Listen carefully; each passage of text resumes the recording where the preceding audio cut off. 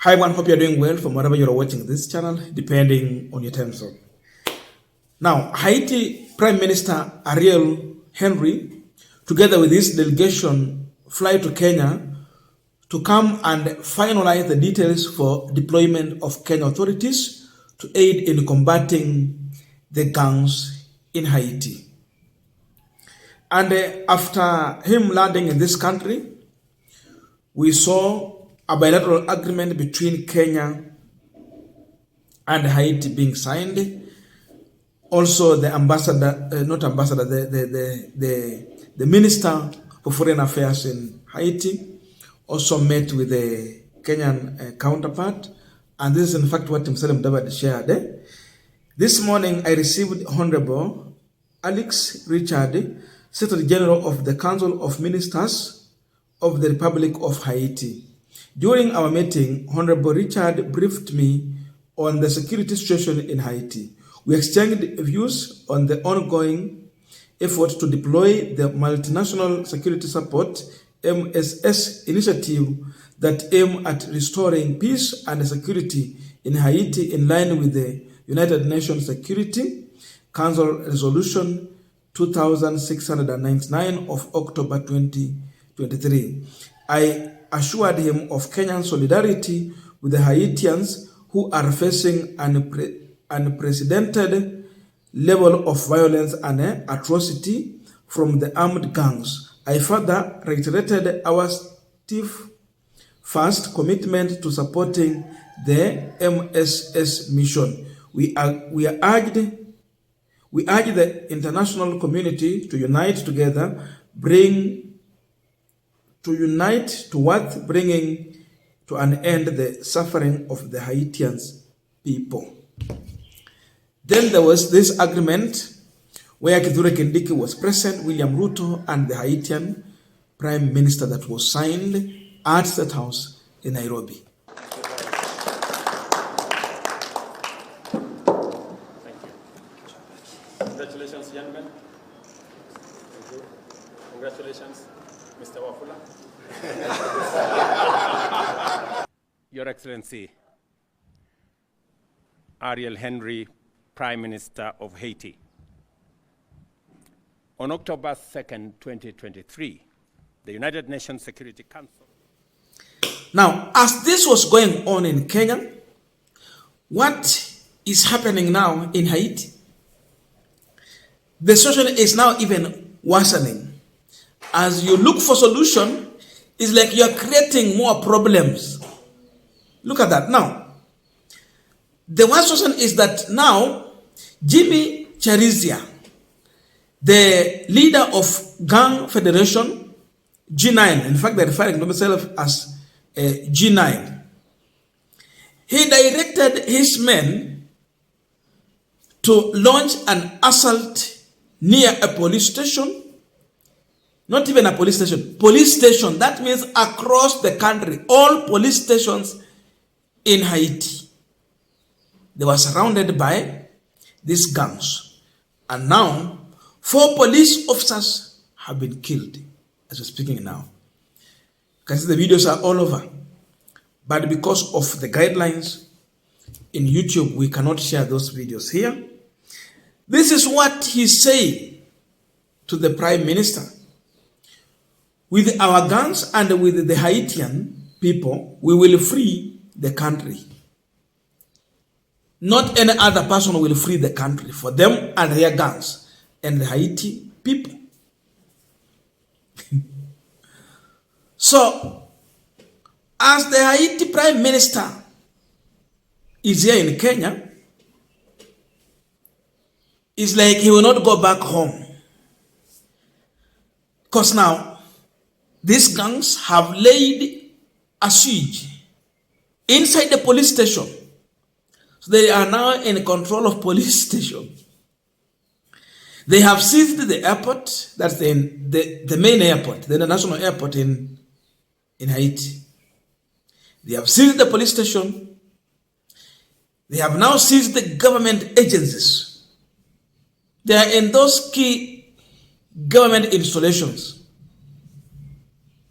And now, the gangs in armored vehicles. They are patrolling in the city and showcasing their might. Wako tu wanatembea in the city. So they are patrolling. The other ones are in slums area, alerted, very, they're just ready for what will come.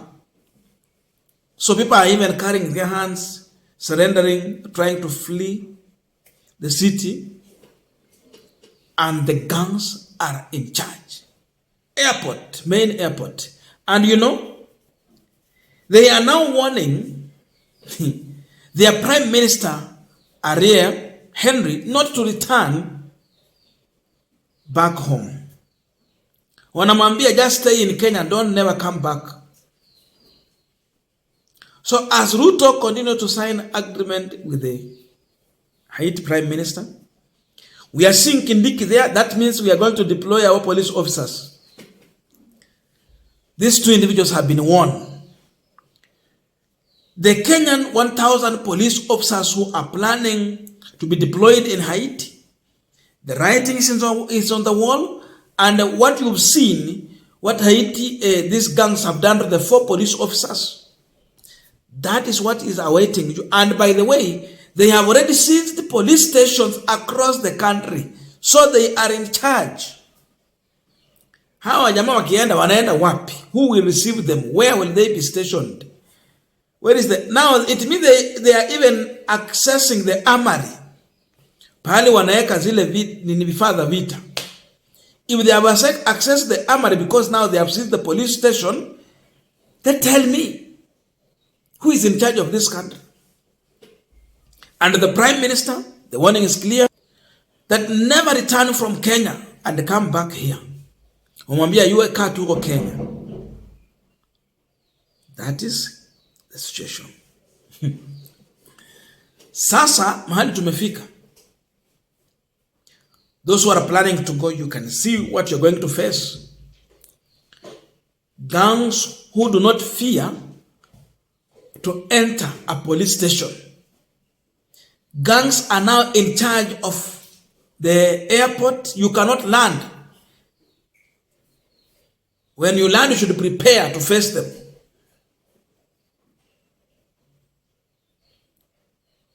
They are now in charge of the city.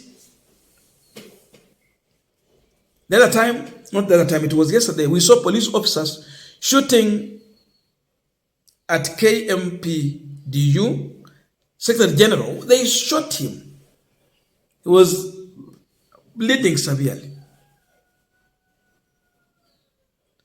Today, these officers should now accompany the Haiti Prime Minister. They should now plan to escort him back home and go and face those gangs. Because now, they have proved to us that they can even, they have been shooting innocent, law-abiding Kenyans who are just protesting. Let them go and show their might in Haiti. Then we can know now, indeed they can work. And today on this camera, we can also request that let Ruto's police, who killed demonstrators, peaceful demonstrators in Kenya here,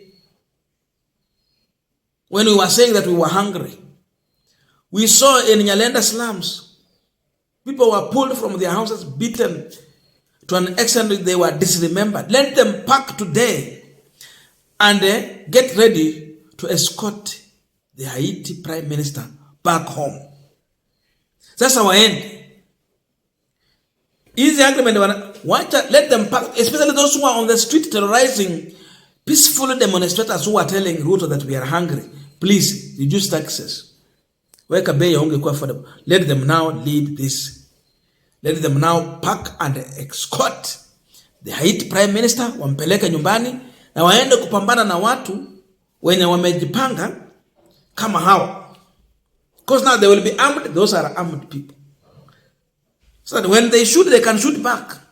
Not like here in Kenya, where they were shooting at people who are unarmed, helpless Kenyans, who are starving from hunger. Sasa waenda wapambana na wale. Those who thought that it's going to be easy, that is the situation as of now in Haiti. So when the Prime Minister flee to Kenya, he thought he's coming to find a solution to the problem. But the irony is that he was now creating even more problem than how the situation was in Haiti. He has confronted them with the move to come here to Kenya, and now they have reiterated. They have responded. They are telling him that you will not come back home. Imagine how will he land back when these people have seized the airport. They have seized the police station.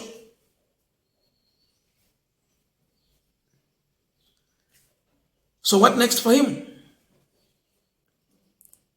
I don't think he will go back home as he had planned.